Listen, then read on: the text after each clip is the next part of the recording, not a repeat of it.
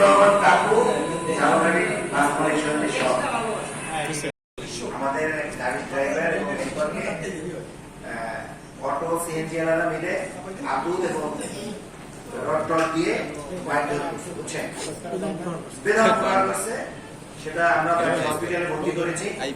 But এখন আমাদের যারা ড্রাইভার হেল্পার ওরা আমাদের গাড়ি একটা জায়গা কেনা আছে, নিজস্ব জায়গা, যেখানে গাড়ি পার্কিং করে রাখার জন্য, যেহেতু বরিশাল স্টানে সব গাড়িগুলো রাখা সম্ভব নয়, কিন্তু আমরা নিজস্ব একটা ধারে কাছে একটা জায়গা করেছি।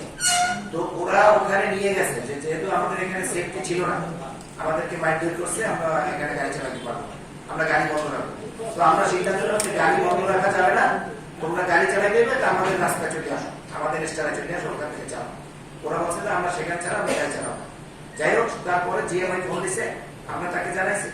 তারপর আমরা এসে আমার শ্রমিক ইউনিয়নের সভাপতি ছিল, আমরা কালকে এসে বিকেলে এখানে বসে একটা সমাধান হচ্ছে, যারা আমাদের ড্রাইভার হেল্পারকে মারছে তাদের নামে আমরা আইডেন্টিফাই করে তাদের বিরুদ্ধে আমরা মামলা করি এবং কঠিন অ্যাকশনে যাব। আর ভবিষ্যতে এই ধরনের কোনো কাজ না হয় সেটা জিএমআই দেয়, সেটা আমরা সর্বোত্তম সহযোগিতা। তারপর আমরা সন্ধ্যা বিকেলের দিকে আমরা গাড়ি ছেড়ে দিয়েছি। এর ভিতরে আর কোনো কিছু নাই।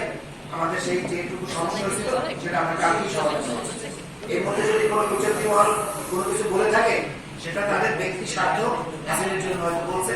বাস স্ট্যান্ডে আমি আমাদের জানা মতে, আপনারা সাংবাদিক ভাইরা যেরকম আপনারাও তদন্ত করে দেখতে পারেন যে এই বাস স্ট্যান্ডে যাত্রা যতটা শোনা যায় আসলে ঠিক অতটা না। এগুলো কিছুই না, আসলে বাইরে থেকে অনেকে মনে করে যে এটা যেন কি আসলে জাস্ট এখানে আমরা আসছি, আমি জামাবাড়ির বাড়ির সঙ্গে সভাপতি, এটা একটা সম্মানের জায়গা। এখান থেকে পাওয়ার জন্য আমরা আসিনি, আর নেওয়ার জন্য বরং আমরা দিতে আসি, বরং আমি আমার সঙ্গে অনেক সময় অনেক বিষয় খরচ করি। আসলে সম্মানীয় জায়গা, এই জন্য আমরা আসি। আর আমরা গাড়ি পরিচালনা করে জিএমআই বলছে যে আসলে এখানে কিন্তু ওই রকম হারাম ইনকাম না, আমরা গাড়িটা সারাদিন চলে, তারপর সন্ধ্যার পরে আমরা যে টাকাটা পাই সেটা কিন্তু হারাম সম্ভব, আসলে হারাম। এই জন্য আমরা এখানে ইনভেস্ট করেছি। তো আপনাদেরকে সবাইকে ধন্যবাদ, কষ্ট করে আসলে